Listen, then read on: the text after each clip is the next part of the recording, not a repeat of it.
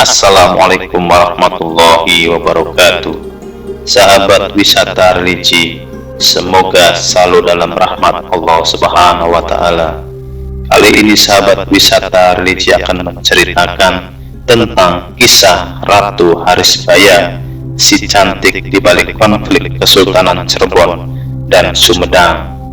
Dikisahkan pada tahun 1585 Masehi, Gusun Ulun, seorang raja dari kerajaan Sumedang, bersama senopatinya Jaya Perkasa membawa lari istri Panembahan Ratu dari istana kerajaan Cirebon. Istri Panembahan Ratu tersebut bernama Ratu Harisbaya. Sebagai kerajaan Islam berdaulat di tanah Sunda, jelas saja harga diri Panembahan Ratu sebagai Raja Cirebon merasa terinjak-injak dengan terjadinya peristiwa itu. Setelah peristiwa memalukan itu, Panembahan Ratu kemudian mengumumkan perang terhadap Sumedang. Mendapati tantangan dari Cirebon, rupanya Sumedang tak bergeming, sebab bagi Gusun Ulun, Ratu Harisbaya harus menjadi istrinya. Kisah pertempuran antara Cirebon dan Sumedang yang disebabkan oleh dibawa larinya Ratu Cirebon dikisahkan dalam beberapa naskah klasik, di antaranya naskah Pustaka Kertabumi, Babat Sumedang, dan Babat Limbangan. Selain itu, kisah mengenai Ratu Harisbaya juga pernah diteliti oleh beberapa peneliti Eropa seperti Petrus de Roo de Lafaille dan Theodor van de Verter. Sebelum terjadinya peristiwa dibawa larinya Ratu Harisbaya oleh Gusun Ulun yang menyebabkan perang antara kedua kerajaan tetangga ini, didahului oleh kisah yang amat panjang, yaitu kisah di mana Panembahan Ratu, Gusun Ulun, dan Harisbaya ketika masih muda. Ketiganya merupakan murid dari Hadiwijaya atau Jaka Tingkir atau Sultan Pajang I. Sunan Gunung Jati yang tak lain merupakan buyut Panembahan Ratu dikisahkan mengirimkan Panembahan Ratu untuk belajar ketatanegaraan kepada Jaka Tingkir di Pajang. Pun juga demikian dengan Pangeran Santri.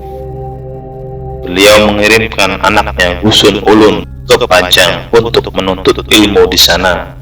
Sementara Harisbaya sendiri dikatakan sebagai seorang putri Madura yang mengabdikan diri di Pajang. Prestasi Panembahan Ratu di Pajang terlihat begitu gemilang. Setelah dirasa cukup mumpuni dalam menguasai ilmu ketatanegaraan, Hadiwijaya atau Jaka Tingkir menikahkan anak perempuannya, Ratu Mas Pajang atau Ratu Lampok Anggoros, dengan Panembahan Ratu. Tujuannya untuk mengikat tali persaudaraan dengan kerajaan Cirebon. Kelak ketika Panembahan Ratu menjadi Raja Cirebon, Ratu Mas Pajang kemudian dijadikan permaisuri kerajaan Cirebon. Sementara itu Gusun Ulun yang dianugerahi wajah tampan ternyata terlihat cinta lokasi dengan Harisbaya. Keduanya saling mencintai. Kisah percintaan Gusun Ulun dan Harisbaya kemudian ngambang ketika dalam suatu waktu Gusun Ulun pulang ke Sumedang untuk menjadi raja menggantikan ayahandanya yang telah wafat. Baik Panembahan Ratu maupun Gusun Ulun kini menjadi raja di negaranya masing-masing. Keduanya juga telah berumah tangga. Sementara di Pajang, Harisbaya selalu berharap jodoh dengan Gusun Ulun tanpa pastian. Setelah beberapa lamanya waktu, tersiar kabar bahwa di Pajang, Sultan Hadiwijaya atau Jaka Tingkir telah wafat setelah terjatuh dari gajah tempurnya pada saat menghadapi pemberontakan yang dilancarkan Sutawijaya, anak Ki Ageng Pamanahan Adipati Mataram. Mendapati mertuanya telah meninggal, Panembahan Ratu selaku Sultan Cirebon kemudian menghadiri pemakaman Sultan Hadiwijaya atau Jaka Tingkir di Pajang. Tahta Pajang setelah wafatnya Adiwijaya kemudian diserahkan kepada Arya Panggiri. Sikap yang dimunculkan Panembahan Ratu dalam menanggapi pemberontakan Mataram terhadap Pajang ini adalah sikap kontra. Beliau tetap mendukung Pajang di bawah Arya Panggiri. Atas sikap Panembahan Ratu yang mendukung Arya Panggiri, maka kemudian Arya Panggiri menghadiahkan Harisbaya kepada Panembahan Ratu. Setelah peristiwa itu, maka resmilah Harisbaya menjadi istri kedua Panembahan Ratu. Pada mulanya perkawinan Panembahan Ratu dengan Harisbaya berjalan lancar. Bahkan tidak lama kemudian Harisbaya mengandung anak dari Panembahan Ratu. Kisah kebahagiaan Panembahan Ratu dan Harisbaya kemudian menjadi buyar ketika pada suatu waktu Gusun Ulun bersama keempat senopatinya berkunjung ke Cirebon.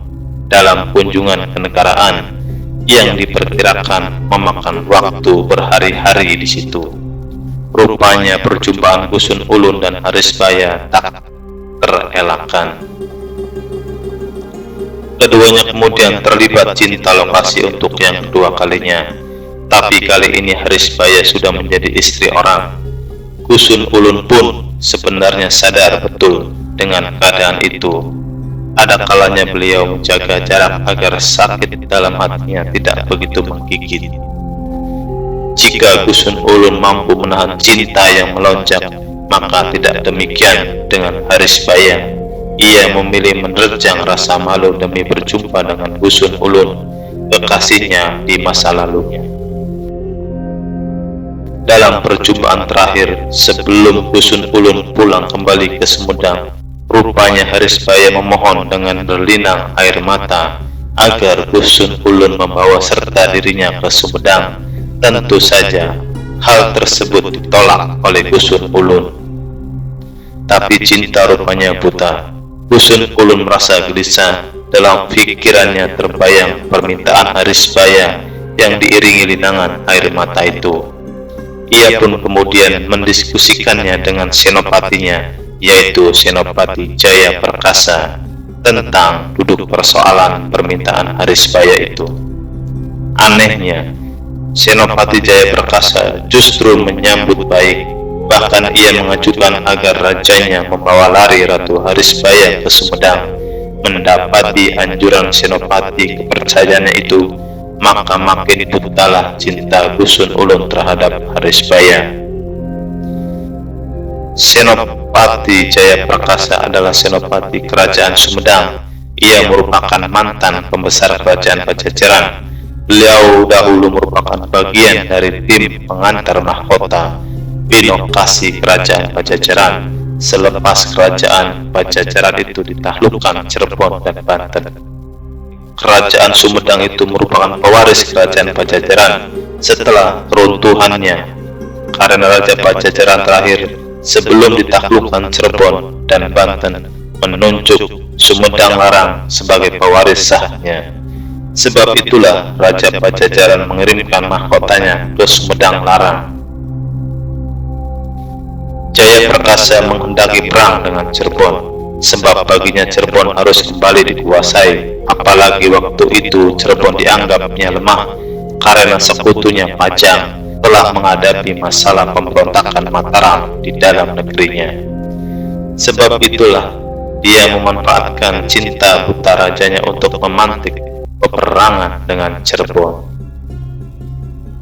Singkat cerita, Gusun Ulun bersama senopatinya kemudian membawa lari Harisbaya menuju Sumedang.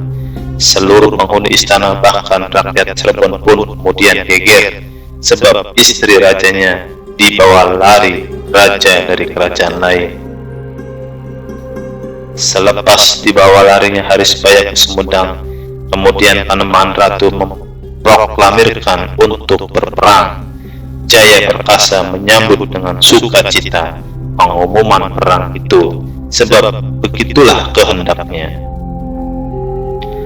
Perang kemudian meletus.